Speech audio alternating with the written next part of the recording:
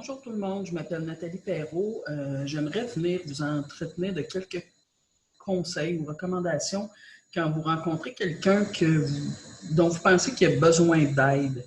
Marianne Saint-Amand de la boutique M m'a approché cet été pour que je fasse des capsules avec vous concernant différentes problématiques que les gens peuvent rencontrer. Ça peut être autant des hommes que des femmes qui sont en difficulté selon notre point de vue. Puis qu'est-ce qu'on fait quand on est, mettons, monsieur, madame, tout le monde, puis qu'on voit que quelqu'un a besoin d'aide? Comment on doit se positionner? C'est quoi les questions qu'on doit poser? Qu'est-ce qu'on doit faire exactement? Alors, j'ai proposé à Marianne de faire 5 capsules, courtes capsules, parce que, bon, je considère que c'est un petit peu plus intéressant d'écouter des choses qui sont courtes, puis on peut aller chercher directement l'information dans ces capsules-là. Alors, la première capsule que j'ai décidé de faire, c'est comment faire pour savoir si une personne est en besoin d'aide. La première chose à faire, c'est d'observer, puis prendre notre temps. On observe la personne, c'est en besoin d'aide par rapport à elle, pas par rapport à nos besoins, mais selon ce qu'on connaît de la personne, ou peut-être qu'on ne la connaît pas beaucoup, on observe puis on essaye de décoder qu'est-ce qui se passe chez cette personne-là et est-ce qu'elle aurait besoin d'un coup de main de notre part. Puis là, à ce moment-là, en observant, on va évaluer un petit peu sa situation pour voir où est-ce qu'elle est, cette personne-là, puis quels seraient ses besoins ou quel serait son besoin. Et on va lui demander directement, est-ce que tu as besoin d'aide, puis est-ce que tu aimerais que je t'apporte de l'aide? Là, bon, si la réponse est non, ben c'est non. Et on va se retirer. On peut rester pas loin, on peut dire c'est correct, je respecte ton choix. Sache que, on appelle ça la technique de la porte ouverte, sache que je demeurerai pas loin. Je vais rester disponible si jamais que tu te rends compte que finalement tu avais besoin d'aide, ben tu pourras revenir me voir puis je serai là pour toi. Donc ça, c'est garder la porte ouverte. Puis là, on va pas jouer à deviner ce qu'elle a de besoin. On va pas jouer à deviner ou à passer au-dessus de son désir réel de recevoir de l'aide ou pas. Fait que si vraiment la personne nous dit non, ça va pour l'instant, même si on le sait que peut-être cette personne-là est souffrante et elle aurait besoin d'aide, c'est important de respecter son désir, sa demande et de prendre le temps de voir avec elle où est-ce qu'elle en est à propos de ce qu'on pense qu'elle vit actuellement.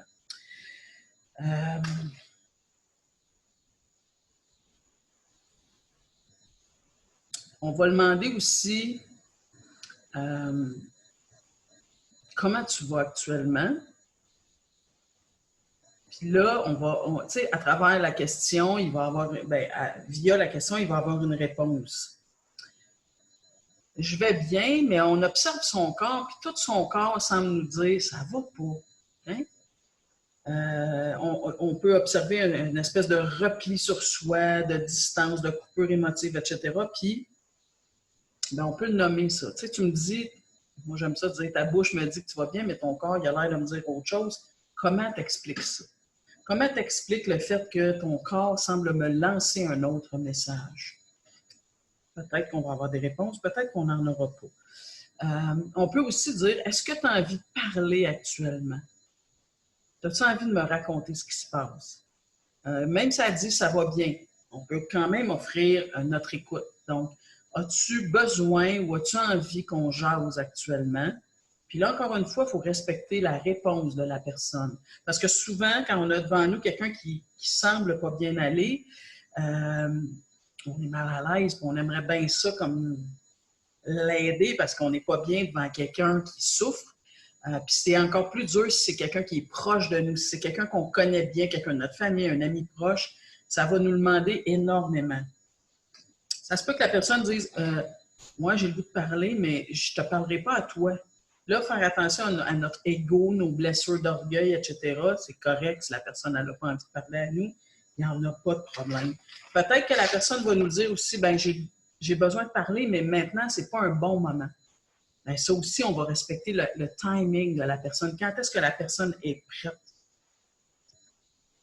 Fait que dans le fond, là, devant une personne qu'on pense être en besoin d'aide, la base essentielle, c'est l'écoute et le respect. Vraiment, écouter et respecter le rythme de la personne, c'est une base essentielle Puis notre grand besoin d'aider, ben c'est ce que je disais tantôt, c'est que souvent, ça nous fait mal de voir quelqu'un souffrir. Puis là, si on se rend compte que c'est nous qui souffrons, de voir l'autre personne souffrir, ben on peut le nommer. Je trouve ça difficile de te sentir en détresse. Peut-être que je me trompe. Moi, j'aime beaucoup dire ça. Peut-être que je me trompe, mais je te sens comme pas super bien, mais pour l'instant, ce que tu me dis, c'est que tu n'as pas envie de parler, puis c'est correct. Je vais respecter ça. Fait en résumé, pour cette première capsule, observer, évaluer, poser des questions, respecter la personne, respecter son rythme et demeurer disponible. Fait que ça serait la première capsule qu'on verra ensemble. Il y en aura d'autres qui vont suivre.